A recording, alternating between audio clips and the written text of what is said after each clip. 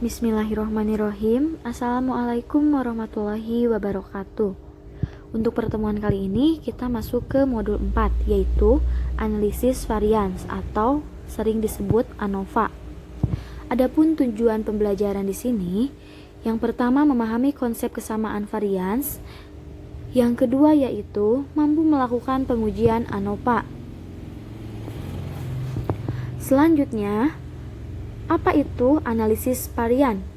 Analysis of variance atau ANOVA yaitu kesamaan atau keragaman dalam suatu bentuk pengujian hipotesis untuk 3 atau lebih populasi dengan menggunakan uji F sebagai uji statistik. Sesuai dengan namanya, dalam ANOVA digunakan penaksiran nilai varians dari populasi. Selanjutnya, yaitu ada kegunaan dan asumsi ANOVA. Untuk kegunaan dari ANOVA adalah untuk menguji rata-rata 3 atau lebih dari suatu populasi.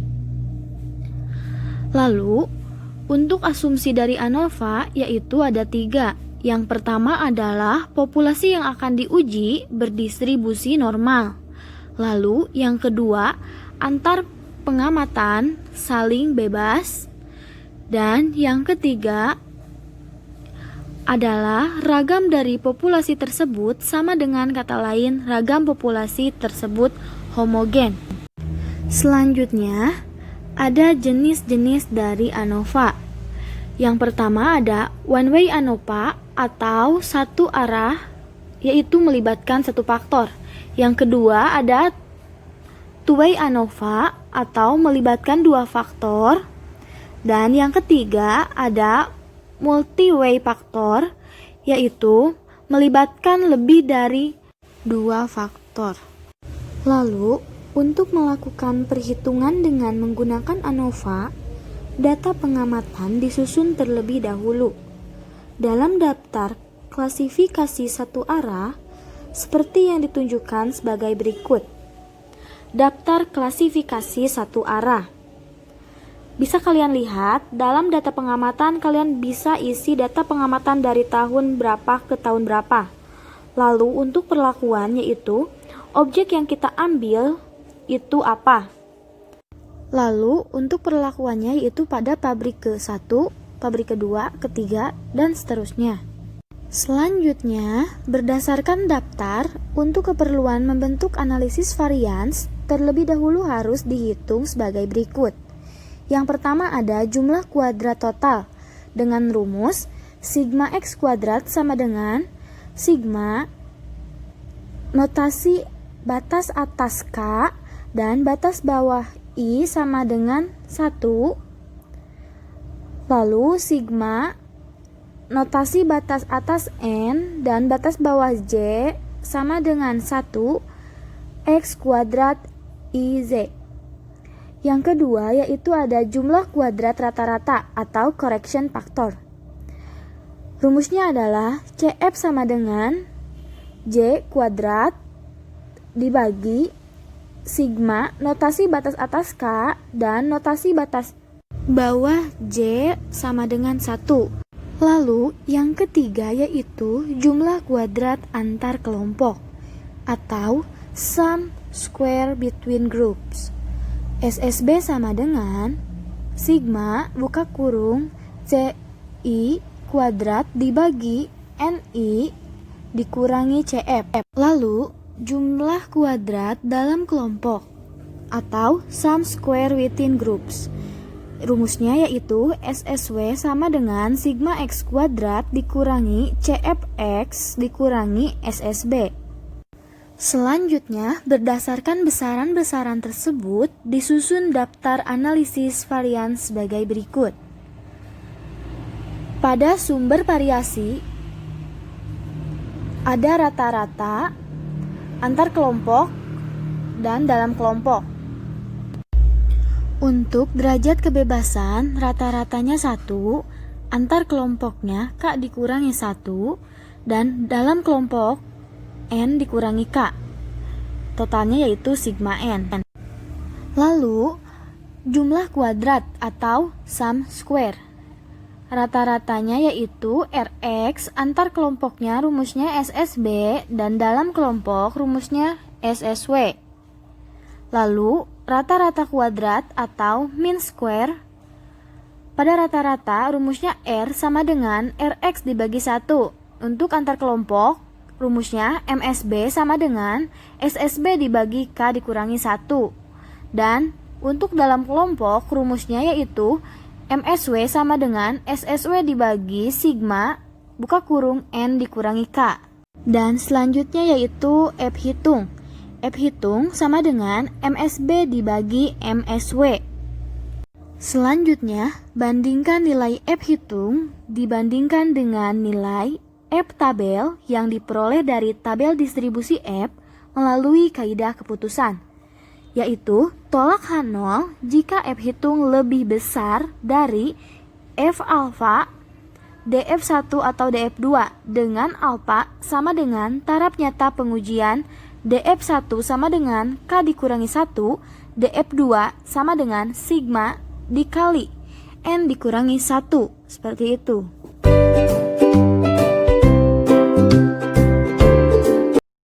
Selanjutnya, kita masuk ke contoh soal berikut ini.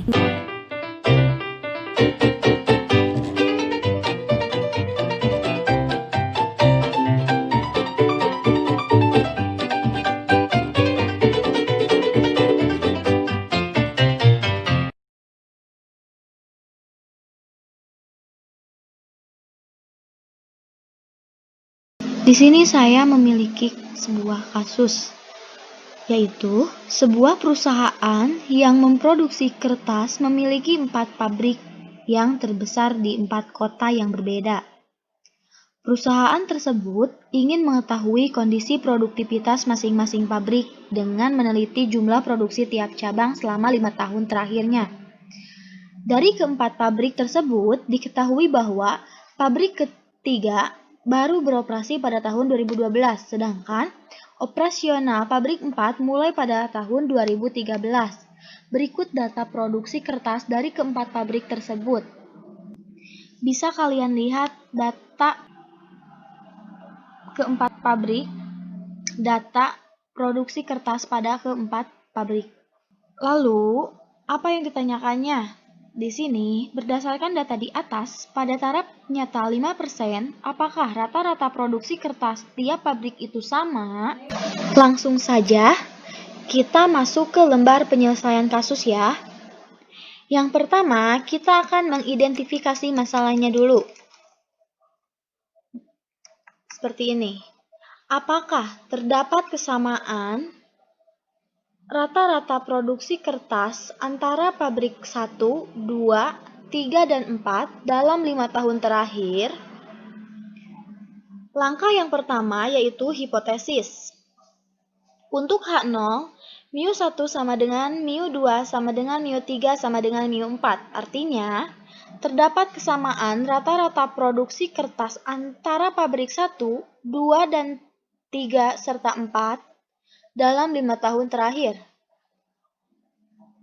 H1-nya yaitu mu1 tidak sama dengan mu2, tidak sama dengan mu3, tidak sama dengan mu4.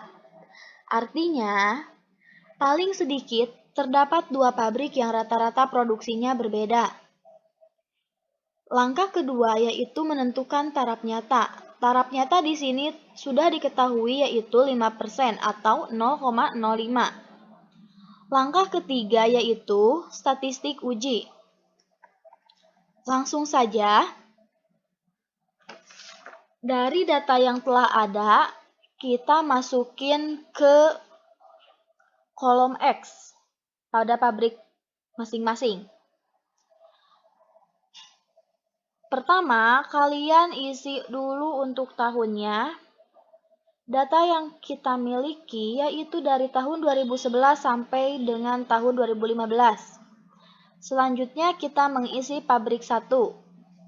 Pabrik 1 yaitu untuk X-nya itu sudah tersedia di soal. Tinggal kalian salin ulang ya pada soal di atas. Yang ini. Lalu untuk X2-nya itu dari mana? X2 di sini yaitu dari X dikuadratkan. Misalnya 320 kuadrat. Nah, jadi 102.400 ya. Dan seterusnya sampai tahun 2015. Setelah itu kalian totalkan. Pabrik 1 jumlah X-nya 1810. Lalu X kuadratnya yaitu 658.900.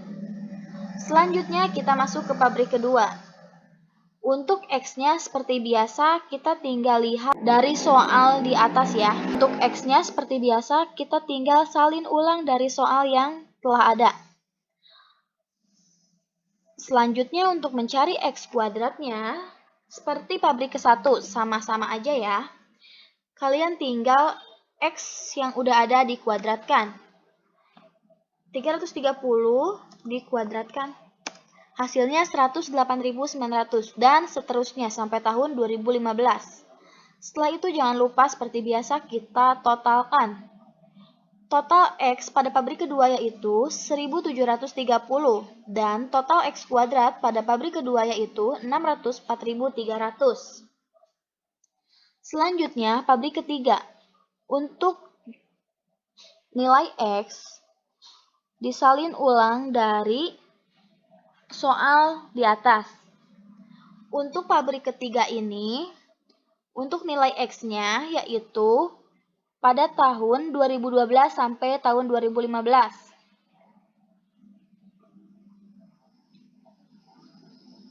Kenapa tahun 2011-nya kosong?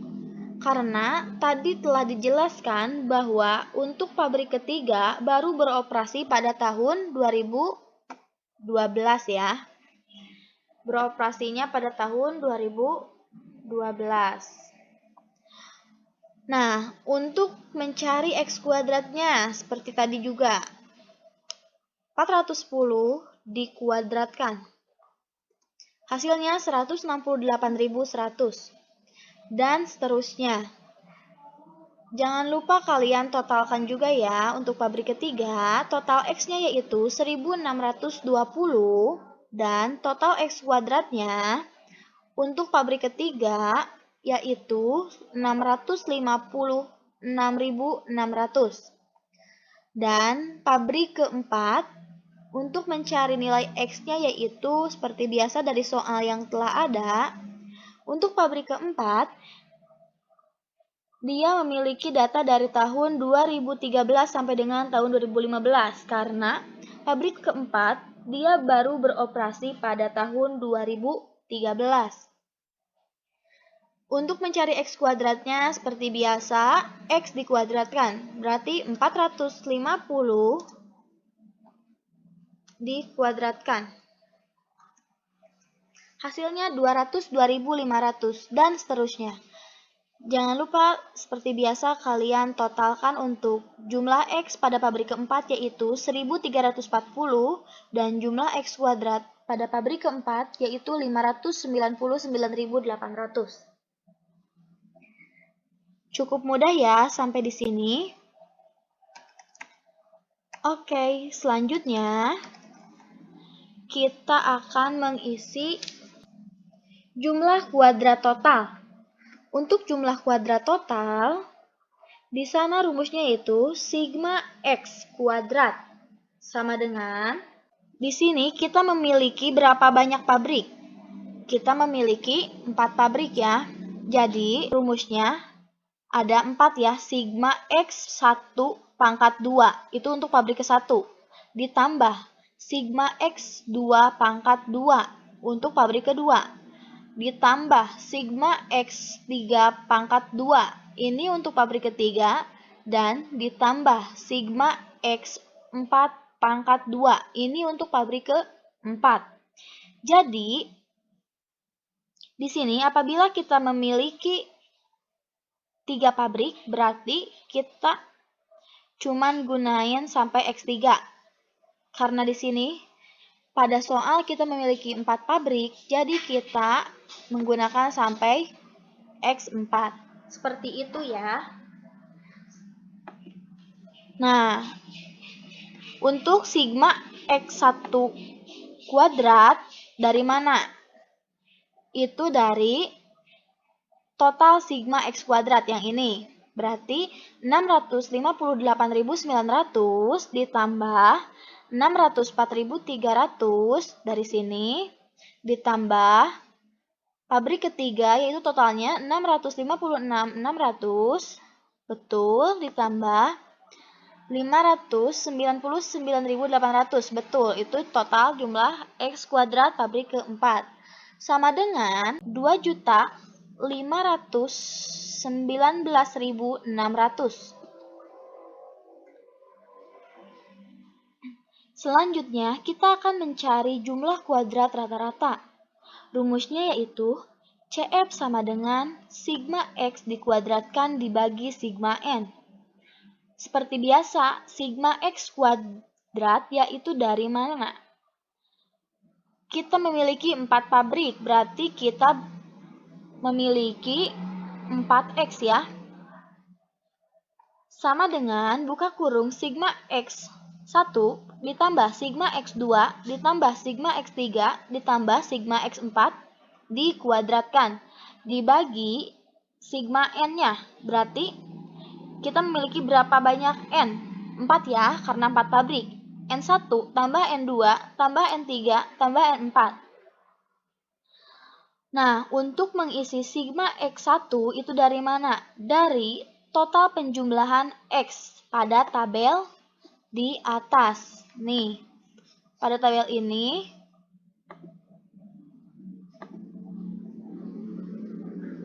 untuk X pabrik kedua, ini untuk X pabrik ketiga, ini untuk X pabrik keempat. Sesuai ya. Lalu di pangkat 2 dibagi N. N1-nya yaitu ada 5. Dari mana? Dari banyaknya data penjualannya. Untuk pabrik kedua memiliki data 5 tahun terakhir penjualan juga. Untuk pabrik ketiga yaitu memiliki 4 data penjualan. Lalu yang terakhir, pabrik keempat memiliki data penjualan pada 3 tahun ya. Jadi totalnya yaitu 2.485.294,12 ya. Selanjutnya kita akan mencari jumlah kuadrat antar kelompok. Jumlah kuadrat antar kelompok di sini memiliki rumus sebagai berikut, yaitu SSB sama dengan kurung sigma X1 dikuadratkan dibagi N1 tambah sigma X2 dikuadratkan dibagi N2 ditambah sigma X3 dikuadratkan dibagi N3 ditambah sigma X4 dikuadratkan dibagi N4 dikurangi CF. Jadi, untuk sigma X1 dikuadratkan yaitu dari mana? Dari total penjumlahan X atau total penjumlahan data pada setiap masing-masing pabrik ya. Dibagi N. N-nya sesuai masing-masing pabrik. Seperti yang di atas tadi. Yang ini ya. Ini untuk sigma X-nya di masing-masing pabrik. Lalu N-nya yaitu dari pabrik ke-1 yaitu memiliki 1, 2, 3, 4, 5. Pabrik kedua memiliki 1, 2, 3, 4, 5. Lalu pabrik ketiga memiliki 1, 2, 3, 4. Dan pabrik terakhir memiliki 3 data penjualan ya. 1, 2, 3. Setelah itu yaitu dikurangi CF. CF-nya tadi berapa? 2.485.294,12. Hasilnya yaitu 23.139,21. Paham ya? Selanjutnya kita akan mencari jumlah kuadrat dalam kelompok. Rumusnya yaitu SSN sama dengan sigma X kuadrat dikurangi CF dikurangi SSB. Sama dengan 2.519.600 dikurangi 2.485.294,12 dikurangi 23.139,21 dan hasilnya 11.166,67. Sigma X kuadrat di sini dari mana sih ya? Ada yang tahu gak? Ini sigma X dikuadratkan. Nih, dari jumlah kuadrat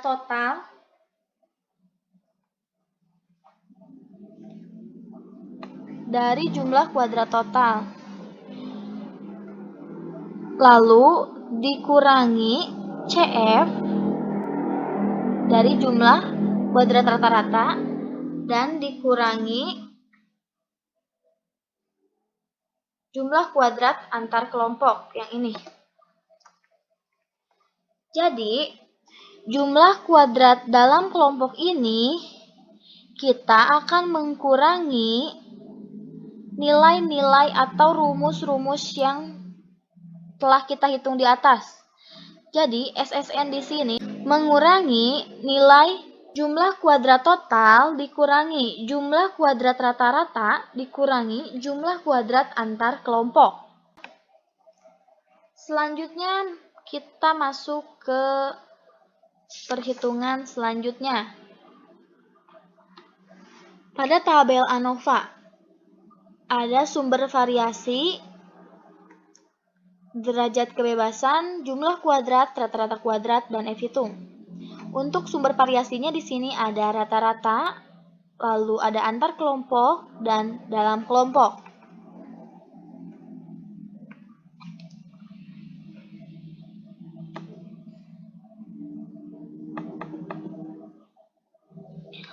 Untuk derajat kebebasan, rata-ratanya yaitu 1. Kenapa? Karena kita ANOVA-nya satu arah. Lalu, derajat kebebasan antar kelompoknya telah tertera rumusnya pada materi ya. Pada materi sebelumnya tadi telah disebutkan rumus untuk derajat kebebasan antar kelompok yaitu K dikurangi 1 sama dengan 4 dikurang 1. Hasilnya yaitu 3. 4 di sana dari mana?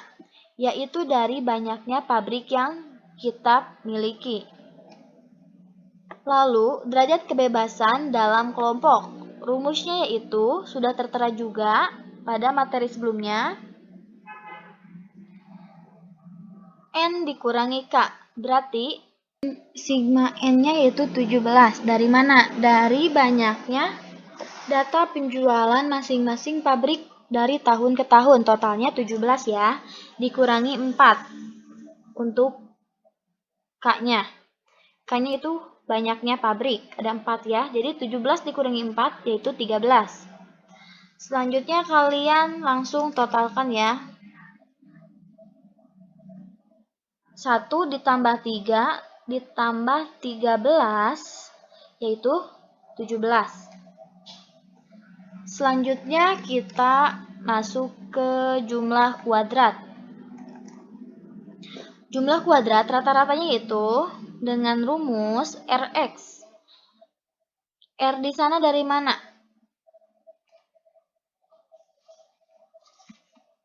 Udah ada ya. Tadi yang telah kita hitung, Rx-nya itu 2.485.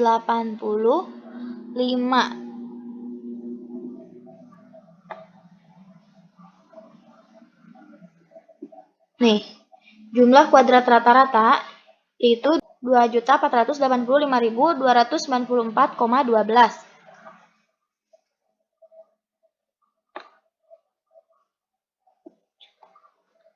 Dan untuk SSB-nya yaitu untuk antar kelompoknya 23.139,21. Dari sini ya, dari hasil antar kelompok. Selanjutnya untuk dalam kelompok itu menggunakan rumus SSW hasilnya 11.667,67. Itu dari mana? Dari jumlah kuadrat antar kelompok yang tadi, yang ini. Selanjutnya kalian seperti biasa ditotalkan ya. Total dari ini yaitu 2.519.600. Untuk mencari rata-rata kuadrat, yaitu untuk rata-ratanya menggunakan rumus Fx, yaitu CF dibagi 1. Untuk nilai CF dibagi 1 yaitu karena nilai CF-nya 2.485.294,12, jadi hasilnya tetap segitu ya. Selanjutnya untuk antar kelompoknya yaitu MSB sama dengan SSB dibagi K dikurangi 1. SSB-nya berapa? 23.139,21 dibagi 4 dikurangi 1. 4-nya yaitu banyak pabrik dikurangi 1 itu ketentuan. Hasilnya yaitu 7.713,07.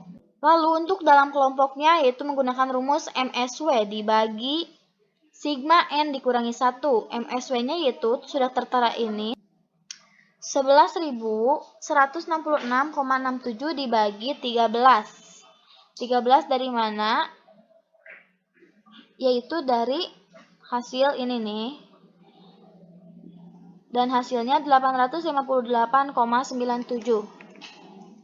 Selanjutnya kita mencari F hitung, yaitu rumusnya MSB dibagi MSW. MSB, hasil MSB-nya yaitu 7.713,07 dibagi MSW-nya yaitu 858,97 dan hasil akhirnya yaitu 8,97 untuk F hitungnya. Lalu untuk F tabel. Untuk mengisi F tabel di sini yaitu F tabel alfa DF1 DF2. Nah, untuk mengisinya seperti apa? Alfa. Alfa yang kita miliki yaitu 5% ya. Dalam soal alfanya 5% atau 0,05. Lalu untuk DF1-nya yaitu 3 dan untuk DF2-nya adalah 13.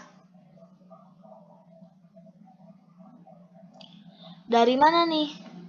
3 dan 13. Untuk 3 dari mana? DF1 di sana yaitu rumusnya K dikurangi 1. K dikurangi 1 sama dengan 4 dikurangi 1 sama dengan 3. Hasilnya ini. Untuk 3 di sini berarti rumus DF1 itu K dikurangi 1. 4 dikurangi 1 sama dengan 3. 4 di sini dari mana? Banyaknya pabrik. Untuk 1 itu ketentuan. Dan untuk 13 yaitu dari mana? Untuk mencari DF2 sama dengan DF2 sama dengan N dikurangi K.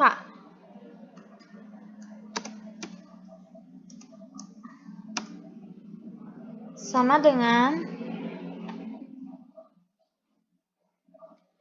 17 dikurangi 4. Yaitu 13 ya, betul. Bisa kalian lihat pada lampiran 4 ada tabel distribusi F yang alfanya 0,05. Kita mencari yang DF satunya yaitu 3 dan DF 2-nya 13. Jadi 3 ke 13. 3 ke 13 yaitu hasilnya 3,4105. Betul ya? Selanjutnya langkah 4 yaitu kaidah keputusan. Tolak H0 jika F hitung lebih besar dari F tabel. Di sana F hitung yang kita hasilkan yaitu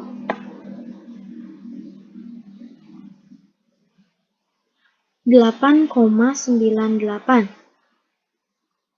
Dan untuk F tabelnya yaitu 3,4105. Berarti F hitungnya lebih besar dari F tabel. Jadi langkah kelima keputusan. H0 ditolak karena nilai F hitung lebih besar dari F tabel. Selanjutnya kita membuat kurva. Untuk membuat kurvanya seperti biasa, kalian bikin kurvanya secara manual ya. Di sini kita memiliki F hitungnya yaitu 8,98 dan F tabelnya 3,4105. Untuk yang minus dulu kita isi di sebelah kiri yaitu min 3,4105, ini F tabel. Dan ini area H0 diterima. Lalu untuk tabel positifnya itu 3,4105 dan untuk F hitungnya itu 8,98. Berarti setelah 3, 4, 5, 6, 7, 8 di sini ya. 8,98 F hitung. Seperti itu.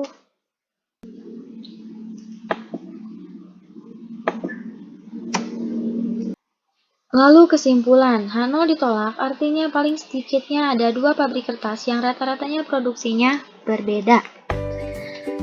Paham ya? Sampai di sini. Mungkin untuk contoh soal pada pertemuan kali ini dicukupkan sekian.